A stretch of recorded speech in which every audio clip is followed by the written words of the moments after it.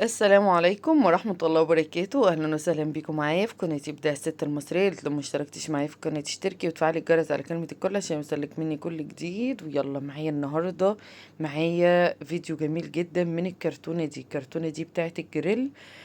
بصراحة أنا حبيت إن أنا أعمل بيها فكرة طلبت مني وفي واحدة حبيبتي قوي طلباها، فأنا هبتدي إن أنا أشتغل عليها. اول حاجة انا هعملها في الكرتونة اللي قدامي ديت. اول حاجة انا عايزة اقسمها بالنص، من النص كده بس مظبوط. فانا خدت المقاس ورحت ماشية بالمقص. عايزة تقيسي بالمسطرة الاول وبالقلم وكده اعملي، وبعدين روحي قصة. بس اهم حاجة ان ايدك تبقى مظبوطة وانتي بتقصي وتطلع القطعتين زي بعض. انا عايزاها كده بالظبط. اول حاجة معايا هنا انا هبتدي ان انا اقص الحتة دي كده. بصي من عند يعني هسيب مثلا بتاع 10 سنتي كده وانزل لحد الطول اللي انا محتاجاه. يعني هسيب تحت يجي 10 سنتي وفوق كده او 10 15 سنتي، وهسيب فوق كده يجي 10 سنتي ووصلهم ببعض. ونفس الحكاية اليمة التانية، او هاخدها بنفس الزاوية بالظبط اهو. يعني اللي تحت دي يجي 15 سنتي، واللي فوق الحتة السمرة اللي فوق ديت 10 سنتي. وابتدي ان انا اوصلهم ببعض بالقلم بقى باي حاجة، وبعدين اروح قصاها. انا عايزة كده الحتة دي كده بالظبط.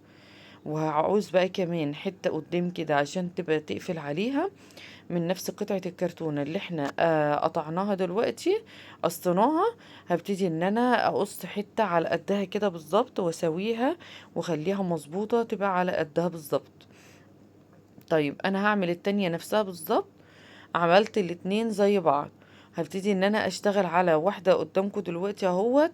في عندي ده ستيكر لون، وده ستيكر لون تاني. هم عامة الاتنين مش لحد واحد، فكل واحدة هتبقى الواحدة فعشان كده هخلي الالوان بتاعتهم مختلفة والشكل بتاعهم مختلف. هاجي هنا القاعدة بتاعت الكرتونة كانت انت عارفة بتبقى فيها فتحات وكده. هبتدي ان انا اثبتها معايا باللزق دوت. او لو ما عندكيش اللزق اللي هو عامل زي الورق ده، ممكن تعملي باللزق اللي هو عامل زي السولوتيب العريض ده. برضو هيبقى جميل. ما عندكيش خالص ممكن بمسدس الشمع تبتدي ان انت تشتغلي من الاول خالص بمسدس الشمع. تلزقي الأجزاء اللي معمولة ديت، أو تثبتيها مثلا بقطعة كرتون تانية ثابتة قطعة واحدة. هتبقى برضو هتديكي نفس النتيجة. هاجي هنا أنا طبعا عشان إن أنا أغلف من جوه وبعدين أرجع أغلف من بره هتبقى صعبة جدا عشان كرتونة ضيقة. فهبتدي ان انا افتح كده معاكو زي ما انتوا شايفين كده. هقص الحتة اللي فوق بالجناب بتاع الحتة اللي ورا ديت بس. انا مش هقص حاجة تاني، انا عايزاها مفتوحة زي الوردة كده، بحيث ان انا اقدر ان انا اعرف ان انا اغلفها من جوه. ابتدي بقى احط الكرتون على الستيكر، وابتدي اخد مقاساتي واظبط ايدي. سهل جدا واللزق سهل خالص. بس برضو هوريكي ازاي هتعمليها، وهتبقى فكرة جميلة جدا جدا هتنفع ولادنا كلهم ان شاء الله في المدارس الفترة اللي جاية. كده انا ابتديت لزقت الحتة ديت وهلزق برضو الحتة التانية زيها كده بالظبط. هقص قطعة ستيكر على قدها برضو، وابتدي ان انا اغلفها.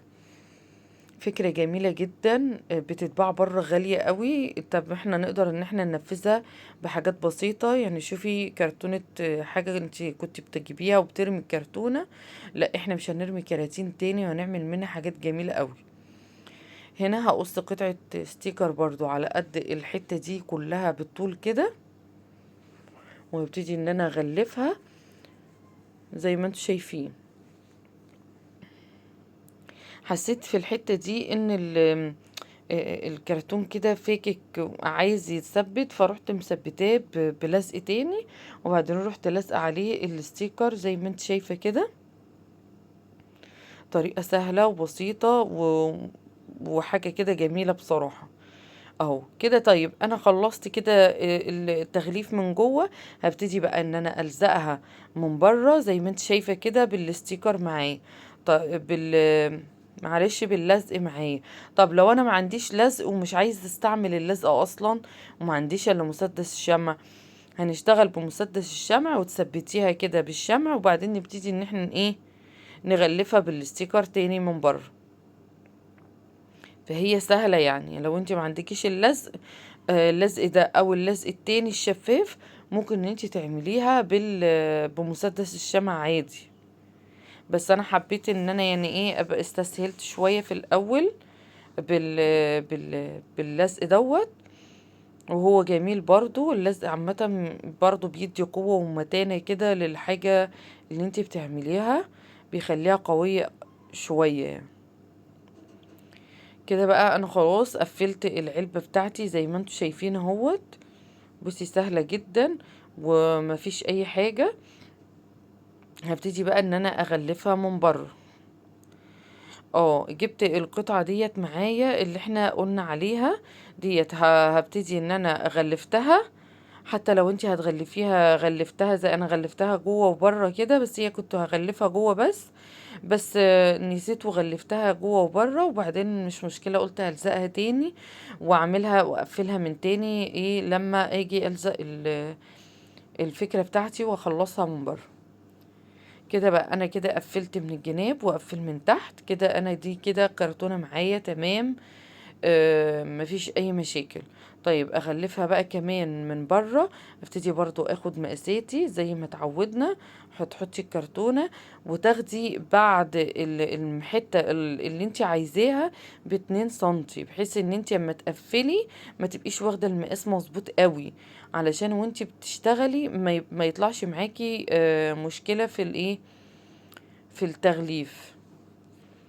كده زي ما انت شايفة. وكمان لو الاستيكر معاكي من نوع نضيف زي اللي معايا دوت، بصي هيبقى سهل معاكي قوي وجميل. الاستيكر اللي معايا ده بصراحة من اللي هو المستورد، عامل زي المشمع تحت ايدي بصراحة، جميل جدا.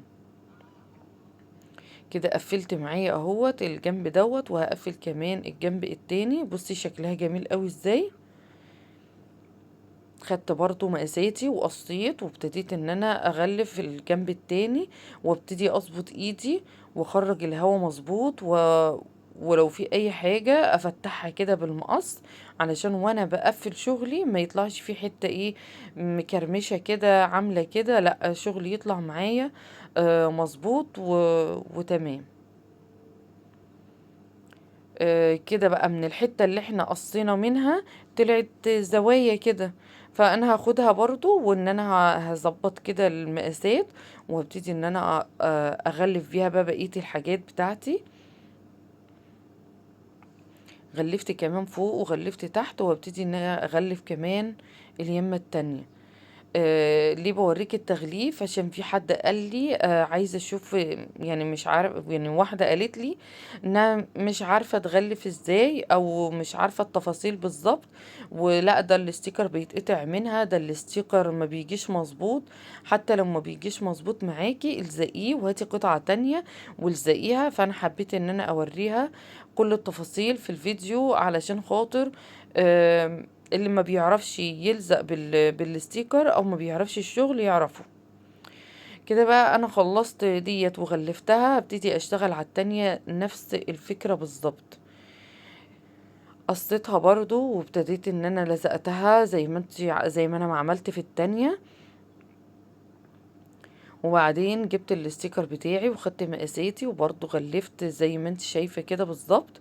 بس انا هنا بقى سرعتلك الموضوع عشان ايه، برضو تشوفي انا عملت ايه، ومن الناحية التانية يبقى الفكرة كلها واضحة قدامك، والفكرتين كلهم انعملوا قدامك. كده خلاص انا كده غلفتها من جوه، وهبتدي برضو ان انا اثبتها من بره. ثبتها برضو باللزق معايا اهو. بصي كده خلصتها، اجيب بقى دوت اغلفها من بره واوريهالك. كده بقى انا غلفت الاتنين من بره ومن جوه. طيب انا لو انا عايزه اسيبهم كده متغلفين بس كده، كده شكلهم جميل جدا. طيب لو انت عايزه بقى تعملي فيهم بقى شغل عشان لو بنوتة ولا حاجة. هتبتدي ان انت تجيبي بقى معايا بقى مثلا شريط ستان لون ينفع مع الفكرة بتاعتي، عندي دانتيل، عندي استرس زي ما انا بعمل كده. هنبتدي نشتغل بأي حاجة موجودة عندنا. جبت بقى الستان وهبتدي ان انا اعمل، بصي دي بقى على حسب ذوقك. شوفي انت عايزة تغلفي ازاي او عايزة تزوقي ازاي واعملي. طب لو انا عايزه اعملهم عندي ولد وانا عايزه اعمل له الفكره ديت، تمام هعملها واغلفها بالستيكر. بس مش هعملها آه ب لا بشريط ستان ولا ورد ولا استرس ولا اي حاجه من الحاجات دي. هتبقى هي ساده بس كده، وهتبقى جميله عشان ده ولد بقى، مش هينفع ان احنا نعمل له حاجات فيها ورود وستان وحاجات زي كده. كده بقى انا بعمل الستان. الفكرة عامة انا عايزاكي تشوفيها. بصي انا كده خلصت الستان بتاعي، دي اخر قطعة. وهبتدي بقى اقولك هعمل فيها ايه. دلوقتي انا عندي الورد دوت، الورد ده ورد ستان انا اللي عاملاه زي ما بنعمل الورد بتاعنا كده الجميل. طبعا عملناه في فيديوهات تانية كتير، بس المرة دي بقى حبيت اختصر شوية عشان الفيديو ما يبقاش طويل. عملت شوية ورد ستان كده شكله لونه بينك كده، يكسر اللون الابيض والاسود والرمادي دوت. ادى شكل جميل بصراحة، وعجبتها قوي لما شافتها صاحبة الفكرة بتاعتنا ديت. هي بصراحة اللي قالت لي عليها وقالت لي انا محتاجاها وعايزاها. قلت لها انا هنفذها لك على طول. كده خلصت اول واحدة ديت بقى، انا هعملها بالاسترس مش هعملها بالستان، ولا هعملها بالورد ولا بالكلام ده. انا هعملها بالاسترس بس علشان خاطر تدي بس شكل حلو وشكل جميل كده. هبتدي الف عليها زي ما انتوا شايفين كده بالاسترس. اخد مقاسي وبعدين اقص. حاجة سهلة جدا وبسيطة. ما كلفتناش حاجة. كرتونة قديمة ما كلفتناش غير الستيكر اللي احنا جبناه. لو هتعملي فكرة واحدة هتعوز مثلا 2 متر ستيكر ولا حاجة.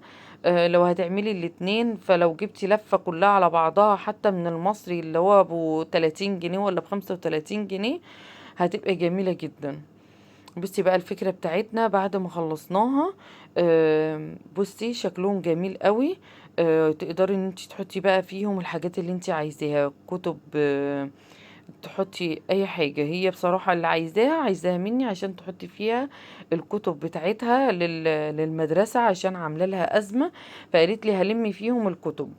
فأنا عملت واحدة لواحدة وعملت التانية ليها برضو علشان خاطر. بصي انا حاطه فيها كمان كتاب من الكبار، مش كتاب صغير. فتقدري ان انت تشيليه وتحطيه. بصي سهله جدا الفكره. يا رب تكون عجبتكم وتقدري ان انت تنفذيها. متنسيش رايك، تقولي لي رايك في الكومنتات. والسلام عليكم.